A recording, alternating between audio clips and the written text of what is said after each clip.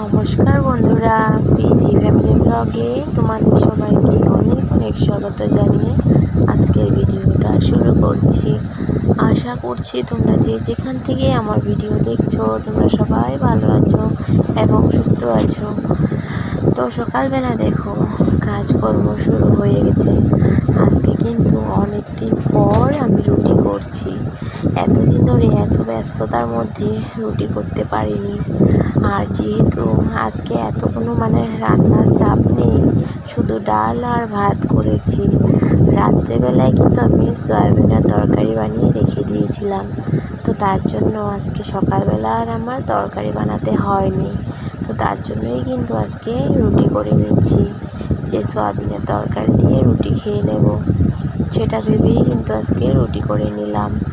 আর কালকে রাত্রে বাজার এনেছিল, তো তক্ষ পাপাই কিন্তু এখন সকালবেলা আমাকে বাজার টাজারগুলো গুছিয়ে দিচ্ছে।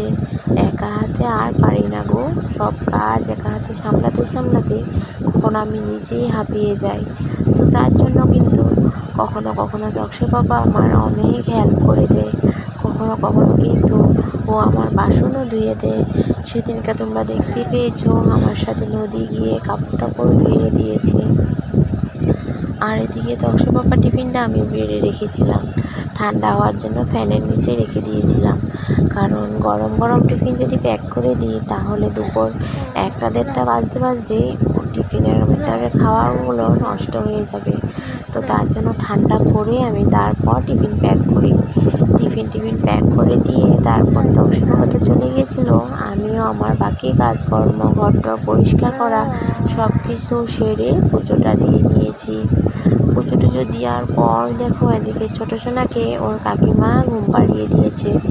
তো এদিকে ভাবলাম আজকে যেহেতু শুক্রবার, আজকেই যে সুযোগ আর কি ওর নখ কাটার, নাহলে কিন্তু এই বৃহস্পতিবার, এই সোমবার, এই মঙ্গলবার করতে করতে ওর নখ কাটাই হয় না। তো তার জন্য ভাবলাম এখন ঘুমিয়ে আছে যেহেতু নখগুলো কাটিয়ে দিই, তারপর ঘুম থেকে উঠলে স্নান করিয়ে দেব। তো সেটা ভেবেই আস্তে আস্তে করে নেল কাটারটা নিয়ে নখগুলো কাটিয়ে দিচ্ছি। নখ টোখ কাটানোর পর ভাবলাম ছোটো সোনা ঘুমাতে ঘুমাতে আমিও একটু আমার কাজ করে নিই। ঘরটার ঝাড় দেওয়া কিন্তু হয়ে গেছে আমার, স্নান করার আগে আমি ঝাড় দিয়ে দিয়েছি, কিন্তু শোকেস গুলো পরিষ্কার করা হয়নি। তো এখন দেখো কলিং দিয়ে ভালো করে শোকেসটা পরিষ্কার করে মুছে নিচ্ছি। তারপর দিকে চলে আসলাম আবার গডরেজটা মুছতে, কারণ গ্লাসগুলো যদি 2 দিন না মুছি তারপর দেখবে একটা ছিটে ছিটে কেমন একটা দাগ পড়ে যায়। তো সেই দাগগুলো যদি অনেক দিন ধরে থেকে যায় তো সেগুলো ওঠানোটা কিন্তু অনেক মুশকিল হয়ে যায়। তো তার জন্য ভাবলাম গডরেজটাকেও একটু মুছে নিই। গডরেজ মুছে একটু চেয়ারটাকেও হালকা হাতে মুছে নিয়েছি। আর আমার যেহেতু 3টা চেয়ার, 3টা চেয়ার যে সুন্দর করে সাজিয়ে রাখবো সেই জায়গাটুকু নেই, তো তার জন্য একসাথেই কিন্তু এইভাবে রেখে দিয়েছি। তারপর দেখো এখন একদম চলে এসেছি বিকালের টাইমে। খাওয়া দাওয়ার পর এগুলো খাওয়া দাওয়া কিন্তু তোমাদের সাথে শেয়ার করে নিই। খেয়ে দিয়ে তারপর চলে এসেছি এই যে কাপড় টাপড় গুছাতে। রোদ্রের থেকে সব কাপড় নিয়ে এসেছি। আর এই যে দেখো এতগুলো সব কাপড়, ছোটো সোনার প্যান্ট আর গেঞ্জি। রোজ ওর এত কাপড় ভরে কি বলবো, রোজ কমসে কম 6টা 7টা করে ওর প্যান্ট ধুতে হয়। আর যেহেতু এখন ছোটো এরকম তো হবেই আর কি। তারপর বাকি কাপড় টাপড়গুলো গুছিয়ে নিয়েছিলাম। গুছিয়ে টুছিয়ে নিয়ে ভাত খাওয়ার বাসন টাসনগুলো ধুয়ে বাইরে রেখে এসেছি জল ঝরার জন্য। তো বাইরে একটা আমাদের মানি প্ল্যান্ট গাছ আছে, তো সেখান থেকে ভাবলাম 2টা আখ ছিঁড়ে নিয়ে আসি।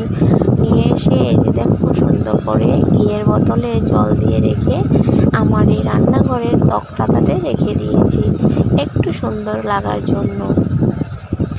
বাঁশ বেতের ঘর একটু ভালো করে সাজিয়ে গুজিয়ে রাখলে দেখতে কিন্তু বেশ ভালো লাগে। যতটুকু পারি সাজানোর চেষ্টা করি। আর বাইরের থেকে সব বাসন নিয়ে এসেছি। তারপর ছোটো সোনাকে নিয়ে ওর কাকিমাও ঘরে এসেছে। তোর কাকিমা বলছিল দেখ বাবা আমরাও ক্যামেরাতে চলে এসেছি, তো সেটাই বলে হাসছিল ওর কাকিমা।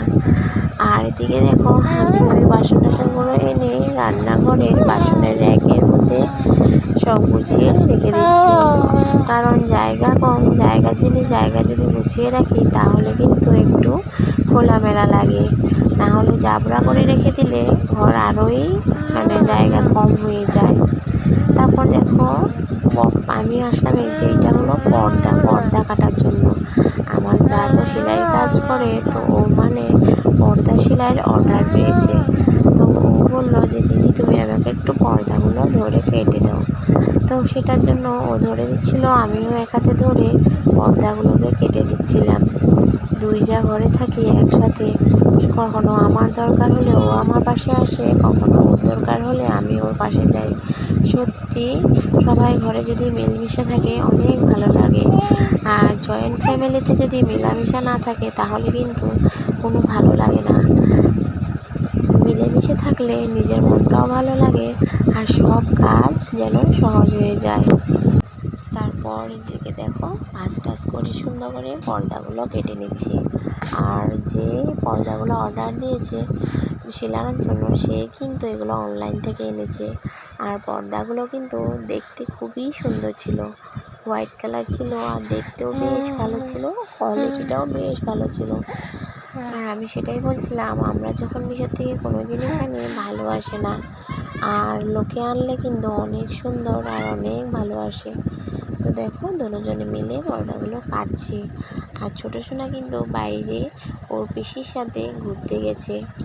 এখানে আসার পর ছোটো সোনাকে নিয়ে আর কোনো অসুবিধাই হয় না, কারণ আমাদের ঘর ভর্তি মানুষ, হেরকুলে করতে করতে ও সারাদিন কেটে যায়।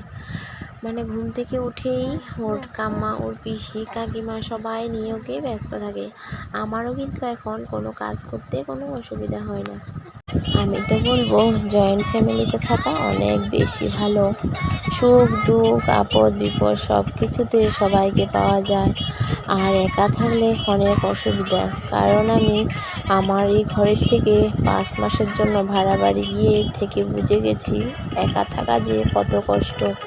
তো তোমরা যারা যারা প্রথম থেকে আমার ভিডিও দেখছো, তো তোমাদের সবাইকে অসংখ্য ধন্যবাদ।